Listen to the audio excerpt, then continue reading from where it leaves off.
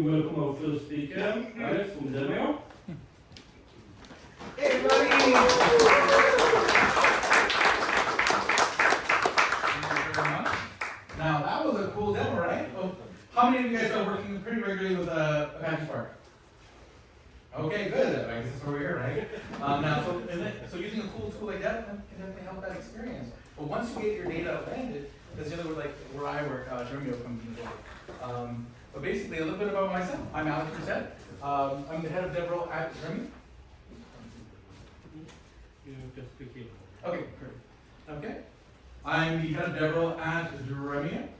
Dremio is the agentic lakehouse platform. So basically, what we do is after you've landed your data, wherever you're going to land it, whether it's an Apache Iceberg table, and you see I'm very fond of Apache Iceberg tables, as you find out in a moment, or Snowflake, or anywhere else. Maybe you would land, you would put Dremio on top, you can connect all your data sources, and now with new AI features provides basically a really quick way to get people, your end business users, a agentic experience where they can do natural language queries across not just a particular data source, but all your data sources in one place with a nice robust semantic layer in between. We do have a new 30-day trial of Cloud, no credit card, no instruction, you can just sign up and start using it. So I would love it if everyone tries that out, and message me on LinkedIn what you thought, because I'm right now in the mode of collecting feedback on how people find the just using a fresh experience. So do check that out, and also add me on LinkedIn. If you saw these cards on your seats, I'll come back to that. One of the things I've gotten to do at Dremio these last 4 years is I've gotten to talk a lot about the lakehouse, Apache Iceberg, Apache Aero, all these kinds of cool things. And one of the things I've gotten to do is contribute to writing Apache Iceberg, the definitive guide for O'Reilly, and Apache Polaris definitive guide for O'Reilly, which just was released. And then I also got to contribute to Apache Iceberg Digest Volume 1, which was a collaborative work with Dremio, Min.io, PuppyGraph, Fivetran, and Confluent. If you want to download all these for free, you can scan that QR code. That is the same QR code that is on those cards. So if you don't scan it now, make sure you have a card, you can scan it later. Also there, you'll find all the information so you can follow me on LinkedIn and all that other good stuff. A bunch of Loom calendars so you can find events that I'm at. Everything you would need to kind of follow up on anything that I talked about today. So we got like 10 more seconds.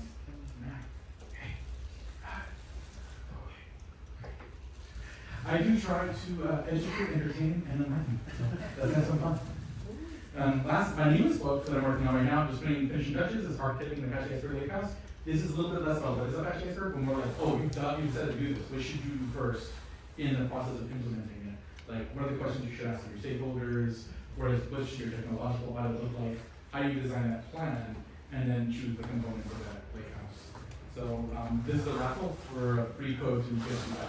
So that is only here. So if you want to get to the end of the raffle, now's the time to do it. So I'll leave that up for 10 seconds, and I think at that point we're at our feature presentation. Okay. Rated G for all. Okay. What is a data lakehouse? So again, what I'm going to be talking about today is that I'm going to talk about in Spark, there are several different procedures you can use to maintain your Apache Iceberg tables. But before I get into that, I need to kind of level set, make sure that we're all on the same page as what a data lakehouse is and Apache Iceberg is. How many people here work with Apache Iceberg on a regular basis? Okay, good. Okay, got a handful of hands. Okay, cool. So let's talk about it. So the appreciation of data lakehouse is we need to talk about what came before. So up to now, we worked with Word databases and data warehouses. And we love databases and data warehouses because they did a couple things for us. They would abstract away how you store the data. When I put out a data Postgres, I'm not thinking about how that data is stored, where that data is stored, I just know it's there. Okay? Now, how does it know which data is like my sales table, which data is my orders table? I don't think about that. How does it know one table from another? The table format? That's just built into how the database and data warehouse works. Wonderful. How does it know how many tables there are? Okay, how does it have the catalog of tables? It's just built in. It just kind of works.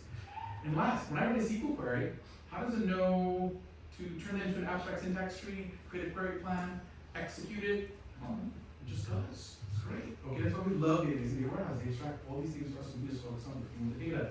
There is one catch though. They all do it differently. So then what happens, over time, you end up in a situation like this, where basically you have different departments in the company as the company grows, and each company is using different databases, which is fine, but where it becomes a little bit more issue, they start using different data warehouses. Because now each department is like, in this example, we'll do an extreme example, where let's pretend that the sales department, they're detailing everything into Redshift at Amazon. Okay, the finance department is ingesting everything into Synapse at Azure. And the marketing, they're doing everything in BigQuery in Google. Okay?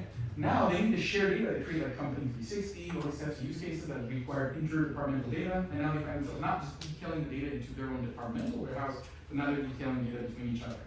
And it creates more cost in storage, more chances where things can get done becoming inconsistent. Pipelines can break. You start getting all sorts of these friction events. Okay, so this is not ideal. So what would be the problem is you can't just sit there and say, hey, we're all going to standardize on BigQuery, because then the other two are like, no, we like using what we're using. Oh, we need to standardize on Azure. No. The other two are like, we like what we're doing. Okay, so then it becomes this big political battle over what's the winning tool. So the idea of the data lakehouse, the goal is to say, how about instead of everyone fighting over which tool to use, how do we try to put the data in one place that all our tools can access? And the first attempt at this was a data lake. The idea is like, how about we just store the data in storage, whether it was like a Hadoop cluster or AWS S3, Azure, AWS, et cetera, and you have object storage. And we'll land some CSV files, some JSON files. Okay, those don't scale very well, so maybe let's do some Parquet and RC files. Okay, that scales a little bit better. But it still isn't perfect. At the end of the day, you're still working with files.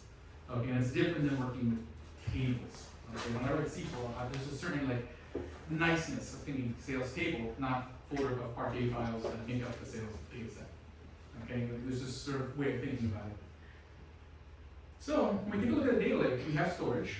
Okay, we can put all those Parquet files, and we have tools that can run queries on that data lake. Tools like AWS, Amazon Athena, Dremio, Trino that can run queries on the data lake storage, and great, wonderful. But it still wasn't the same experience. Now I can query it, but what if I want to update it? That gets a lot more complicated and hard to do with the same kind of asset guarantees as you would normally expect. But when I really look at this, I noticed that there's a couple layers missing. Because before we said not just processing the query and storing data, we also talked about catalog and table format. So what if we add those layers back in? We fill those pieces that were missing from the database and data warehouse. So we say, hey, let's come up with a way to actually recognize these files as individual tables, and let's come up with a way to track those tables. So catalog tracks the tables. Table format says, okay, hey, these files are this table, these files are this table. So now I have that same sort of SQL interface that I had before. Now my data lake can feel like a data warehouse. Thus, data lakehouse. Ah, cool. Okay. I see. So you end up in a situation like this. So the end goal, once everything is sort of implemented and set up, of course, it's a new architecture, so of course it's not a day journey. Although if you try it directly, it does actually speed up the process quite a bit. But based on you have all your data sources, theoretically now you just focus on ingesting them into one place. Into your data lake, under a table format, tracked by a catalog. Catalog will track which tables exist, who has access to them. The table format will track, hey, these files are this table, these files are that table. And the underlying data is still in like Parquet, because Parquet is still pretty awesome. Okay.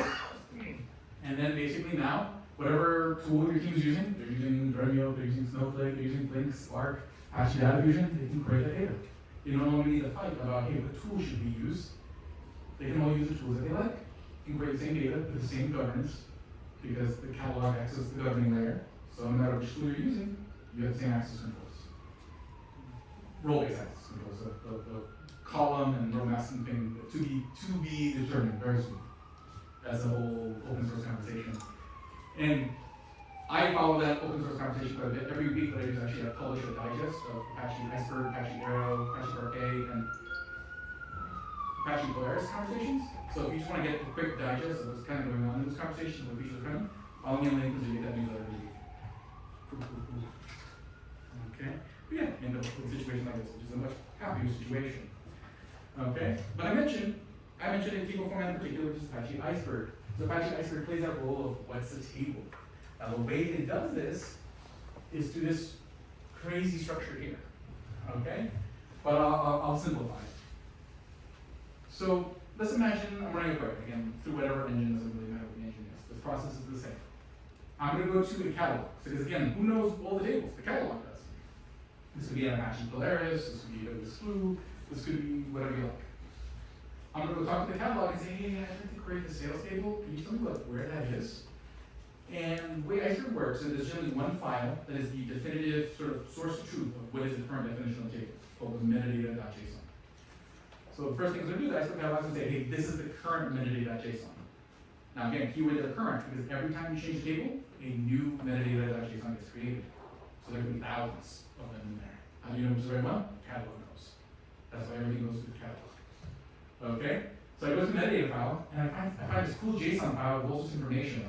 Oh, here's like how the table's partitioned, this is the table schema, here's like the list of historical snapshots. Wonderful. Okay? Now each snapshot is going to have a list called the manifest list. Now, what I'm trying to figure out is which files are in the table. The problem is, if you wrote the whole list every time, you'd be rewriting a long list over and over again. So what they did is they separated the snapshot from the list of files. So when you update the table, when you add files, each sort of group of files gets what's called a manifest file. And then the manifest list says, hey, there's a snapshot, there's a version of this table, and this is the list of manifests, which groups of files are part of the table. This way you can reuse manifests across multiple snapshots. Okay, you end up having to write less. And actually part of the next version of Iceberg, V4, which is being discussed now, they're looking to trim that down to single file commits, which would be cool. But that's a very deep conversation. We'll see how it goes. But yeah, so that's the structure of Iceberg. So basically the idea is, engine goes to the catalog, says, hey, where's the metadata? Finds the metadata file, finds the manifest list for that snapshot, using the statistics in the manifest list and the manifest file. You can take a table of like 1,000, let's say 100,000 Parquet files, and it might realize that I only need to query 1,000 of them. So instead of scanning 100,000 files, which would sometimes happen with just a pure Parquet data set, I'm only scanning 1,000 files. Because I know the statistics to be able to narrow down which files I can scan right up front. Okay? Without having to do like a separate like analyze query to collect statistics, it's just the statistics are right there in the metadata every time. Okay? That's the value of this. But the problem is, like anything else, like when you have a database or a data warehouse, the database and data warehouse are doing storage management under the hood. Like under the hood, they're figuring out, hey, where's the third one? Oh, there we go. Okay, hey everybody. Welcome to Life Hits 20.5. I listened to a lot of radio as a kid. Problem is you need to do storage management. So like how are these, like how is data stored? How to, when do I need to rewrite it? When do I need to like manage it? All that's done by the database and data warehouse system. That's part of the reason why you have this system that's running 24/7. But with a data lake house, you don't. The Iceberg tables are just files on a data system. No one's really managing how that stores data. So what happens is, let's say you're streaming data in there. Okay, if you're doing consistent, real-time streaming, you're doing a lot of commits that might be just a couple full records. You're writing all these really small Parquet files. So now those manifest lists, so there's more and more files. One snapshot has more and more files with fewer and fewer records, which is going to slow down the queries. Why? Because you're opening up more files for the same amount of data. Okay? So what you want to do every once in a while is some action. You want to say, hey, you know what? We need to do some cleanup. Okay? Kind of like, we all need to clean up our rooms every once in a while. I know my office is definitely due for a cleanup sometime soon. I don't have good maintenance procedures. These are jokes. Okay. But basically these procedures are built into Spark as part of the open source Iceberg libraries to help you maintain your Iceberg layouts. So that way things like managing the storage, managing the history of your table, doesn't have to be hard. You just go into Spark, run the right procedure, and it's taken care of for you. Okay? Now, of course, how often should you do it? What's the exact design of it? This is where, you are building both startups around right now. But these are the primitives that help you figure that out. Okay? So the first one is expire snapshots. So the point of expire snapshots is, remember, we have like a list of historical snapshots. Now that's beautiful because I can do something called time travel. I can go query the table as it was in the past, not just how it is today. But if I want to go back like 3 months ago, that's fine, depending on how many snapshots I have. Eventually, you're carrying so many snapshots that you're carrying all the files for all the different versions of the table. So you may have a 1 gigabyte table that's really 100 gigabytes on storage because there's so many different versions of it. Okay? People who seem like, there's Snowflake storage build sometimes realize, oh yeah, it's actually storing all the historical versions of the table. That's why it looks like that. Okay? So same thing here. You don't want to be paying for all this storage. So you need to figure out, hey, what is my retention policy? And then use expire snapshots to say, hey, expire all snapshots older than this. And then what it's going to do is that before you run the procedure, it's going to generate a list of all the files that are valid, and then generate that list of the files after you run the procedure. And based on those two lists, it can determine these are the files that are no longer valid. Let's leave those files in your storage. Okay, and this way you only have the files or the Parquet files for the active snapshots you want to retain. Okay, so very important to make sure you're not spending too much storage. Also, a nice thing about that is that by trimming down those snapshots, your metadata files get smaller too. Because all that metadata on all those different snapshots are in that metadata.json. So if you have thousands of snapshots, that metadata thing is really big. Okay? So again, just good maintenance. It's like anything else, you know, you jog every day, eat the right foods, everything works just fine. Okay, you don't do the right maintenance and then everything starts breaking little bit by little. Okay. Remove orphan files. Now here's what happens, here's how you get what's called an orphan file.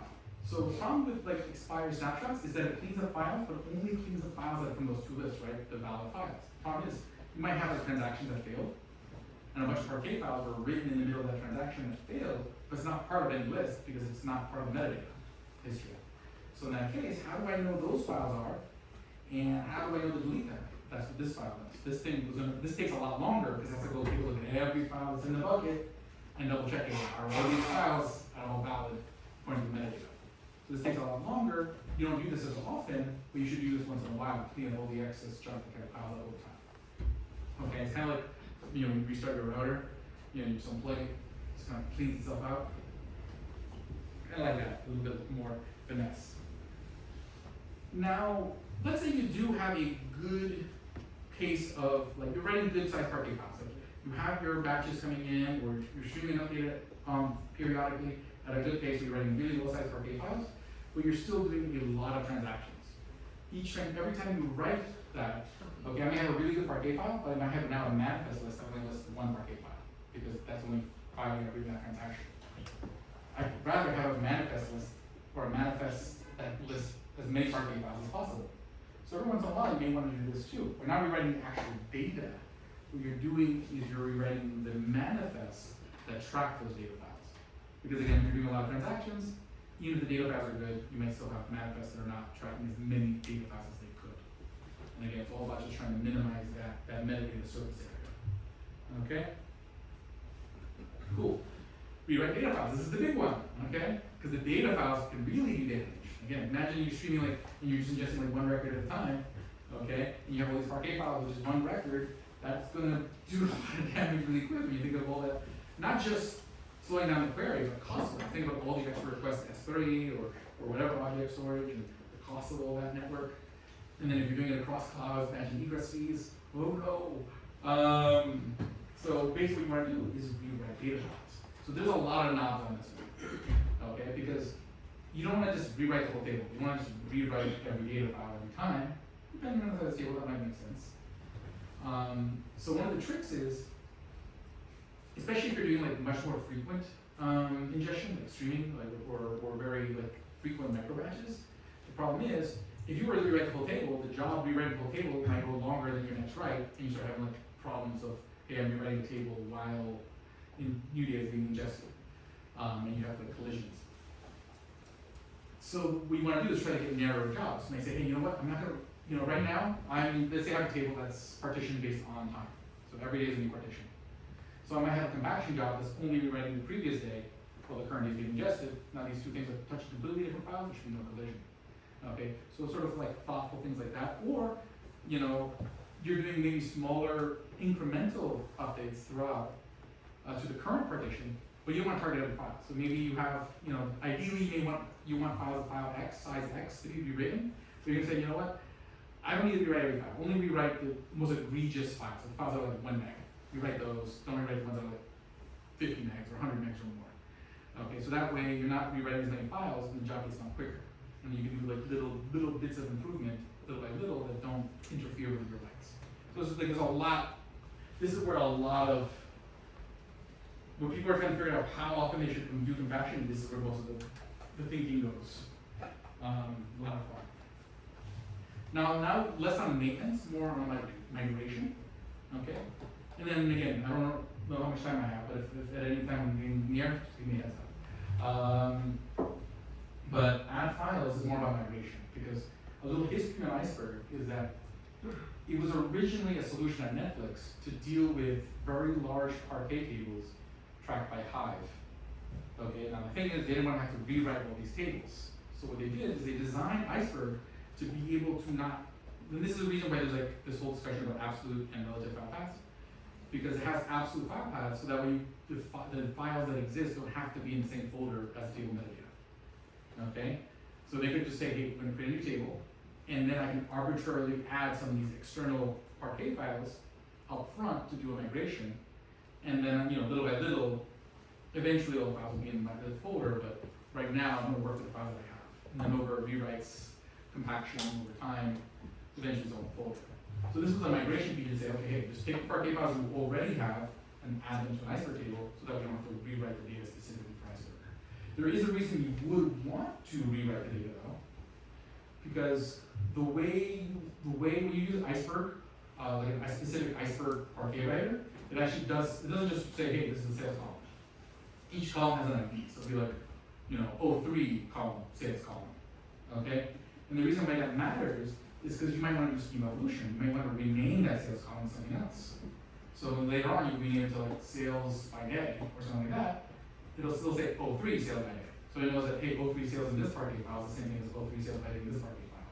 Makes it easier to do that schema evolution and reconcile all that afterwards. So there is a reason why you would eventually want to rewrite all those Parquet files, but you don't have, the beauty is you don't have to do it up front. Okay? And that's very unique to Iceberg. Oh, 5 minutes. Okay. Remove files is just the opposite. You know, you want to, maybe you don't want to necessarily take out certain data, you just want to take out certain files. Maybe there's a certain file that's breaking the table. That happens sometimes, especially when you do add files. You might add a file that doesn't have a matching schema, and then you just broken the table and you try to figure out how to get it back out of there. Instead of having, you never want to manually adjust the metadata files. Very easy to break the table. So in this case, this is a procedure to kind of undo that. Set up current snapshot. Now, you may want to roll back.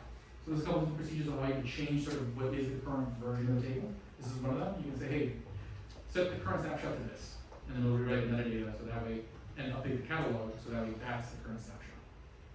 Okay? Cherry pick snapshot. Same idea. Basically, let's you say, hey, this snapshot's on the top. Just a slightly different way of doing it. Register table. This one's super important. Okay, one of the big conversations now in Iceberg, like basically evolution was first was like, how do I get data in Iceberg? Okay. For the most part, that's pretty figured out, how do you get data in Iceberg? Then the big question was like, how do I catalog and govern my tables? Okay, that's getting the pretty much figured out. Then it was like, how do I structure these op maintenance? And in each of these conversations, you start what's happened as technology goes. Then it was catalog, that's kind of wrapping up now-ish. The big conversation going forward is disaster recovery. What happens when my system breaks? Because in Iceberg, there's sort of two things you have to do if I have to recover my data system to a historical point in the past. One is, I mentioned absolute file paths. Iceberg metadata tracks the absolute path of the file. So if you recover your data system and the bucket name has changed, all your metadata is broken. Okay, that's problem number one.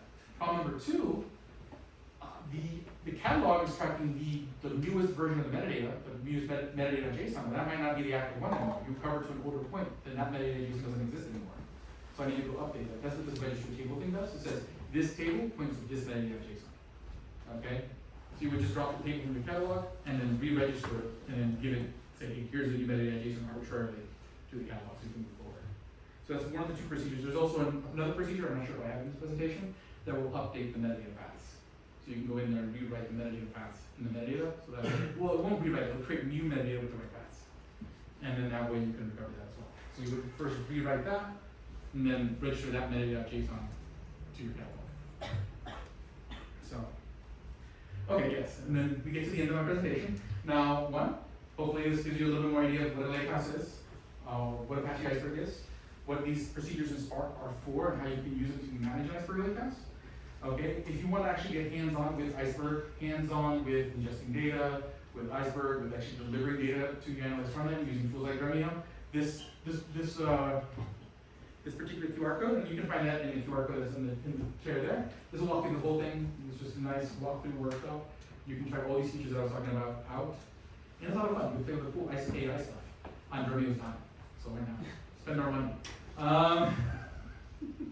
But any questions? Do I have time for one question? Yeah. Okay. Thank you for the presentation.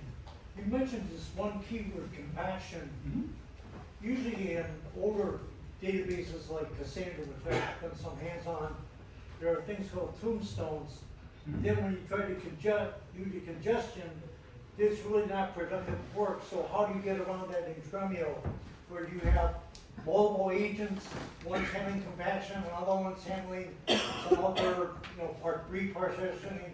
So where do you pick up the, extra speed, so to speak, besides just doing compaction? Because compaction really, I don't think it's to me, busy work. So maybe so how do you address that? Now, I'll give you an Iceberg answer, and I'll give you a Dremio answer. So in Iceberg, there's compaction.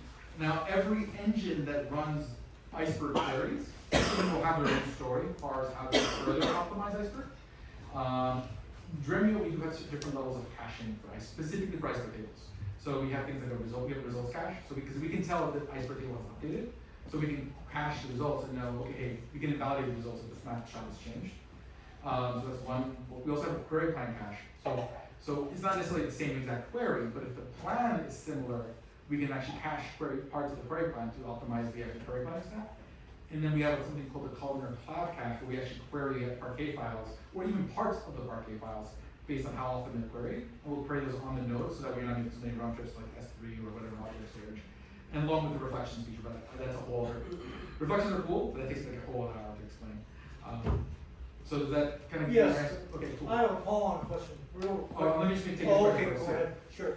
So, in the data tables, we generally have the files are immutable. You cannot they don't overwrite. You need to the data table to recreate the new file and put the data. So it is the same true.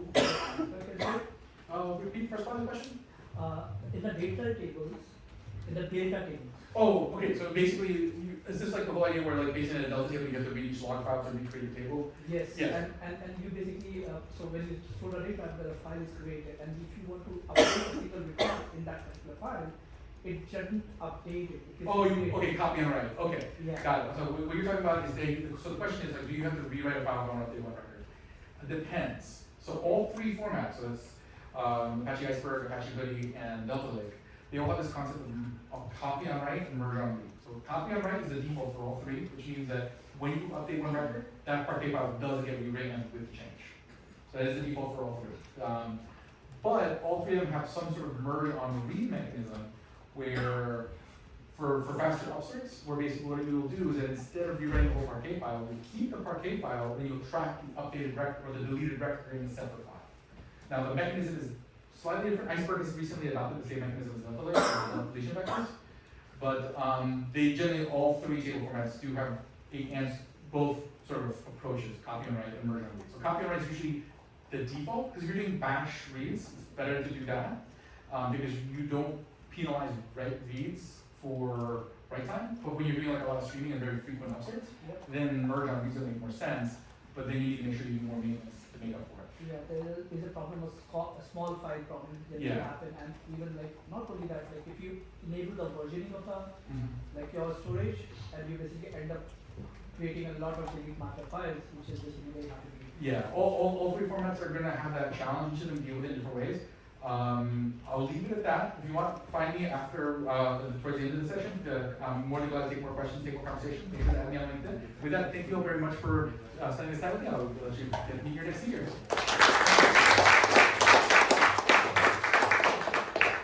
Yeah, do a shameless plug here. But it's an open source science community. In the interest of open source, there is a